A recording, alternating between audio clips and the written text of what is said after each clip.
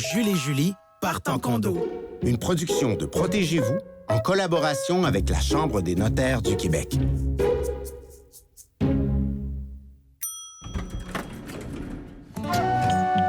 Nous retrouvons Carole, Jules et Julie dans leur visite de la copropriété tenue par les copropriétaires de la copropriété de la rue Tremblay. Comme toujours, tout va toujours bien dans la copropriété de la rue Tremblay. Tout? Peut-être pas. Car en faisant la visite de l'immeuble dans l'intention de devenir eux-mêmes copropriétaires de la copropriété de la rue Tremblay, Jules et Julie découvriront que la vie en copropriété n'est pas toujours de tout repos pour les copropriétaires d'une copropriété. Une chance qu'ils ont Carole, courtière immobilière et championne de fléchettes planétaires.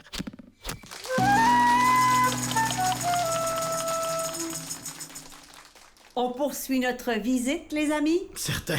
OK, direction l'ascenseur, alors. Oh! C'est un gros chien, ça? Ayez pas peur, il est fin. Mais voilà maintenant Monique Mordant, propriétaire du condo au 3e étage, et de Ferdinand, un Saint-Bernard immense, mais pas méchant. Monique aime chanter à tue-tête le samedi, accompagnée de Ferdinand, et fait des barbecues de steak saignant. Monique aime dormir fort et longtemps. Vous montez? Oui, 3e étage, s'il vous plaît. C'est vous qui faites la visite pour le nouveau condo à vendre? Exact.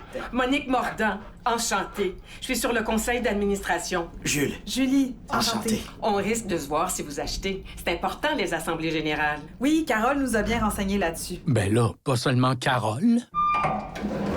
En tout cas, il risque de m'entendre au prochain conseil. J'ai pas fermé l'œil de la nuit. Ah, je suis désolée. Qu'est-ce qui se passe? La voisine du dessus, au 4e, sous-loue souvent son appartement. Puis là, ça fait 2 jours qu'un groupe fait le party. Un vrai dance floor au-dessus de ma chambre. J'en peux plus! Si j'entends une autre toune de Stromae, je me lance par la fenêtre. Ah, c'est ordinaire, ça. Pouvez-vous faire quelque chose? Je dois réviser le règlement de l'immeuble parce que, théoriquement, on a le droit de faire de la location à court et long terme. Alors, il n'y a pas grand-chose qui les empêche de louer à des fêtards. Donc, il n'y a pas grand-chose que vous pouvez faire. Vous me connaissez mal. Je baisse pas les bras si facilement.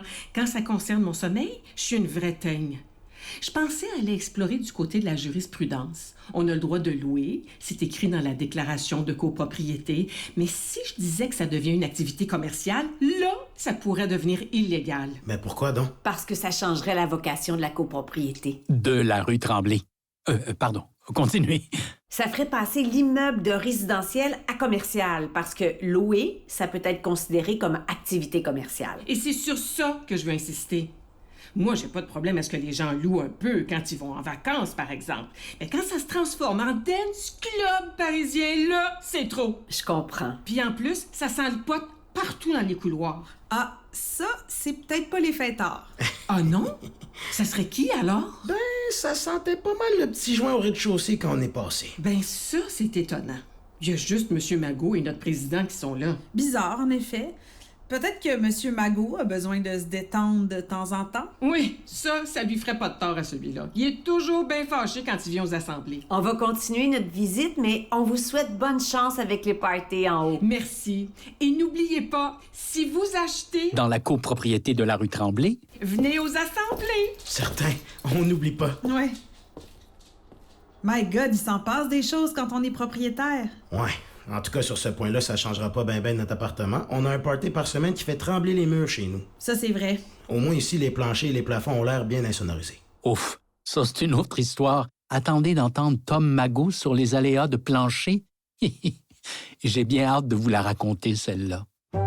Mais avant, écoutons ce que Marie-Ève Schaffer, journaliste chez Protégez-vous, a à nous dire sur la location en copropriété. Est-ce que c'est légal ou non, finalement? Oui, on veut pas rester pris avec du Stromae dans la tête tous les samedis, nous autres. Oui, dans l'absolu, vous pouvez louer votre appartement en court terme. Mais avant de le faire, vérifiez si c'est permis dans votre copropriété. De façon générale, les syndicats de copropriété ont tendance à interdire la location à court terme, car c'est souvent synonyme de nuisance. Si rien n'est mentionné à ce sujet dans la déclaration de copropriété, il est possible de le faire, mais encore là, il y a des règles à respecter. Le locataire doit par exemple prévenir le syndicat et donner un exemplaire du règlement au locataire. Notez toutefois que la jurisprudence a montré que la location à court terme pouvait être interdite sans que ça soit inscrit dans la déclaration de copropriété, mais simplement parce que ça change la vocation de l'immeuble, qui passe de 100% résidentiel à en partie commercial. Bon, c'est déjà ça de clarifier. Mais ça nous dit toujours pas qui fume du pot. Ça, non. Pour le savoir, il faudra se retrouver au prochain épisode de Jules et Julie partent en condo.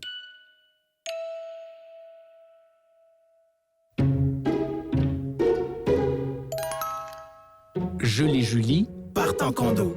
Une production de Protégez-vous en collaboration avec la Chambre des notaires du Québec.